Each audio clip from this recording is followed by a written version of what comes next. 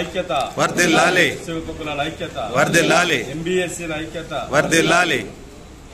ఈరోజు వరంగల్లో ఉపకులాల బిడ్డ కడియం కావ్యకు మా బైన్ల కుల సోదరి కడియం కావ్యకు ఎస్సీ ఉపకులాల హక్కుల పోరాట సమితి మోస్ట్ బ్యాక్వర్డ్ షెడ్యూల్డ్ కులాల పక్షాన సంపూర్ణ మద్దతు తెలుపుతూ ఈరోజు వారిని కలవడం జరిగింది. ఈరోజు ముఖ్యంగా ఇవాళ కొంతమంది దళిత ఉపకులాల మీద, దళితుల్లో అత్యంత వెనుకబడ్డటువంటి కులాల మీద ఇష్టం వచ్చినట్టుగా, నోటికి వచ్చినట్టుగా అవాకులు చెవాకులు మాట్లాడుతూ మా కులాలను కించపరిచేటువంటి ప్రయత్నం చేస్తున్నారు.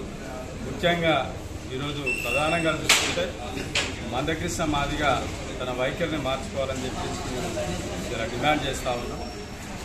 ఇవాళ మందకృష్ణ మాదిగను ఒక ఉద్యమ నాయకునిగా, ఇలా దళితుల కోసం పోరాడినటువంటి ఒక నాయకునిగా మేము గౌరవిస్తాం తప్పితే మా కులాలను కించపరిచినట్టు మాట్లాడిన ఇవాళ అంబేద్కర్ ఆశయాలకు అనుకూలంగా పనిచేస్తామని చెప్పి ఇలా ఏదైతే అగ్రవర్ణాలు దళితులను అణచేస్తున్నారని చెప్తున్నావో ఇదే దళితుల్లో ఉన్నటువంటి అణచివేయబడ్డటువంటి కులాలను ఇలా కక్షపూరితంగా వ్యవహరించి వీళ్ళకి ఎక్కడ రాజకీయ అవకాశం రావద్దనే ఉద్దేశంతో అనగదొక్కాలని చూస్తే ఖచ్చితంగా ఎస్సీ ఉపకులాల హక్కుల పోరాట సమితి తిరుగుబాటు చేస్తారని చెప్పేసి మీకు ఇలా హెచ్చరిక జారీ చేస్తా ఉన్నాం.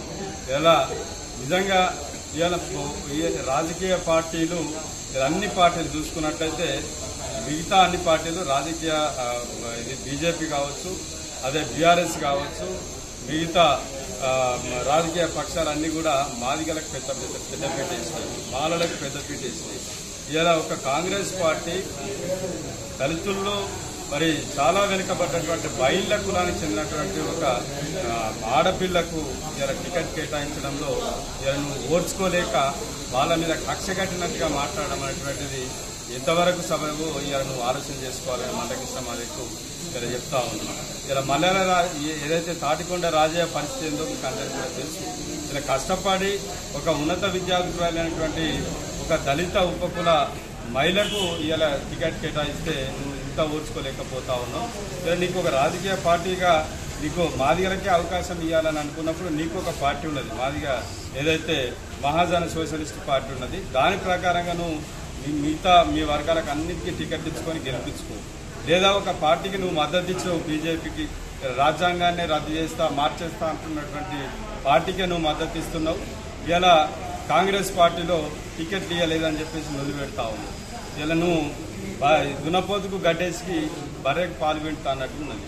నువ్వు బీజేపీకి మద్దతు ఇచ్చినప్పుడు బీజేపీ అభ్యర్థులు గెలిపించుకునే ప్రయత్నం చేయి.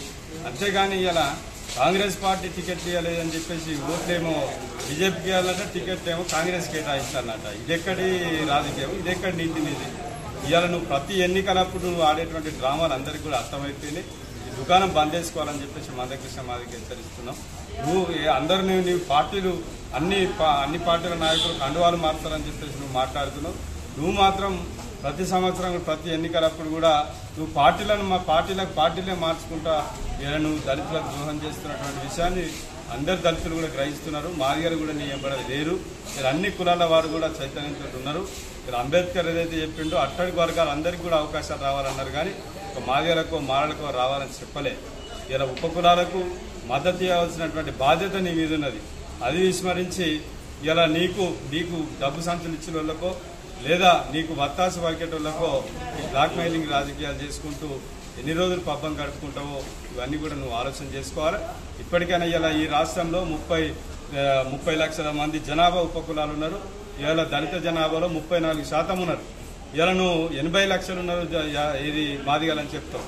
రాష్ట్ర జనాభానే 63 లక్షలు ఉన్నది. 3,63,00,000 జనాభా రాష్ట్ర జనాభా అయితే అందులో 63 లక్షలు మాత్రమే దళితులుంటే ఇందులో దాదాపు 30 లక్షల మంది ఉపకులాలే ఉన్నారు. మీ మాదిగ కులాలే దాదాపు 25 లక్షల నుంచి 30 లక్షల లోపల ఉన్నారు. ఇలా మేము ఇవాళ ఊరికొకడు ఉంటాడని చెప్తా ఉన్నాం. ఊరికి 57 కులాలు ఉంటే ఊరికి ఒక్కొక్కడు ఉన్నా కానీ 57 మంది అవుతారు. ఊరికొకడు అని చెప్తే ఎట్లా చెప్తున్నావా? ఇన్నేళ్లు పరిపాలన చేసింది మీరు కాదా?